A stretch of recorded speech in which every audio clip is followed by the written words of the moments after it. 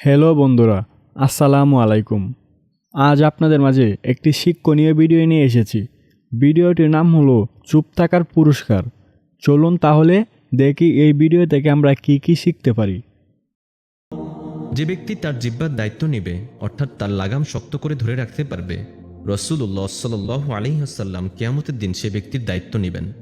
ভাবা যায় শুধুমাত্র জিহ্বার নিয়ন্ত্রণ দ্বারা আমরা কত বড় নিয়ামত পেতে পারি। রাসূলুল্লাহ সাল্লাল্লাহু আলাইহি ওয়াসাল্লাম আমাদেরকে বড় বড় আযাব থেকে বাঁচানোর জন্য বলেছেন, উত্তম বলো, না হয় চুপ থাকো। এই কথার উপর আমরা আমল করতে পারি না। জিহ্বাটা চালু হওয়ার পর খুব অল্প সময়েই প্রয়োজনীয় ভালো কথা বলি, এরপরেই শুরু হয় মিথ্যা, গীবত, নামিমা ইত্যাদি। সত্যিই এখন মানুষ একটু স্বার্থের জন্য হাজারো মিথ্যা কথা বলে। আমরা আসলে কথাবার্তা বলার সময় জিহ্বাকে নিয়ন্ত্রণ করতে না পেরে অনেকগুলো নিয়ামত থেকে বঞ্চিত করে ফেলি নিজেকে, আর ভয়ানক সব আযাবের দিকে নিজেদেরকে ঠেলে দিচ্ছি।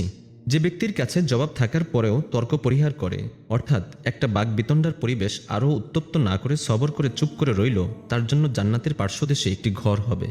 এই একটা ফজিলত জানার পর আলহামদুলিল্লাহ, অনেক কথার জুলুম, মিথ্যা অপবাদ, গীবতের জবাবে আমি চুপ থাকতে পেরেছি, আর মনে মনে হেসেছি।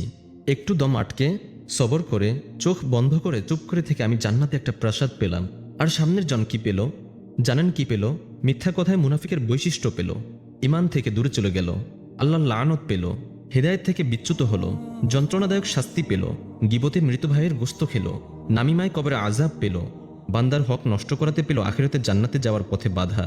এর থেকে ভয়াবহ হালত আর কি হতে পারে আমাদের জন্য? নাউজুবিল্লাহ, এতগুলা শাস্তির পরেও আমরা মিথ্যা কথা বলা ছাড়তে পারি না।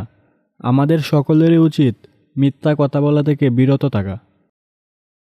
রাসূলুল্লাহ সাল্লাল্লাহু আলাইহি ওয়াসাল্লাম বলেন, কারোর কাছে কোনো কথা শোনা মাত্রই তা বলে বেড়ানো মিথ্যাবাদী হওয়ার জন্য যথেষ্ট। আমরা মিথ্যাবাদীর কাছে মিথ্যাটা শুনি, এরপর নিজের পরিণতির কথা না ভেবে তা অন্যকে বলা শুরু করি। কুরআনে আল্লাহ সুবহানাহু ওয়া তাআলা মিথ্যাবাদীর শাস্তির কথা উল্লেখ করে বলেছেন, ফি কুলুবিহিম মারাদুন ফাযাদাহুমুল্লাহু মারাদা ওয়ালাহুম আযাবুন আলীমুম বিমা কানু ইয়াকযিবুন। অর্থাৎ তাদের অন্তরসমূহে রয়েছে ব্যাধি, অতঃপর আল্লাহ তাদের ব্যাধি আরও বাড়িয়ে দিয়েছেন, আর তাদের জন্য রয়েছে কষ্টদায়ক শাস্তি, কারণ তারা মিথ্যাবাদী। এই ব্যাধি বলতে কুফরি ও নিফাক বোঝানো হয়েছে। নিফাক বা কুফরি অবস্থায় মানুষ স্বাভাবিক অবস্থার বাইরে চলে যায় এবং তারা হিদায়াতের পথ থেকে দূরে সরে যায়। মিথ্যা কথা বলতে বলতে এক সময় মানুষ নিফাক ও কুফরিতে পরিণত হয়, যার শেষ পরিণাম ধ্বংস ও মৃত্যু। এই কুফরি ও নিফাকি অবস্থায় মানুষ কিভাবে পৌঁছে জানেন? এই আয়াতের ব্যাখ্যাতেই ইবনে কাসিরে আছে, মিথ্যা বলার বদ অভ্যাসই তাদেরকে কুফর ও নিফাক পর্যন্ত পৌঁছে দিয়েছে। এই জন্যই অন্যায়ের পর্যায়ে যদিও কুফর ও নিফাকি সর্বাপেক্ষা বড়, কিন্তু এসবের ভিত্তি ও বুনিয়াদ হচ্ছে মিথ্যা।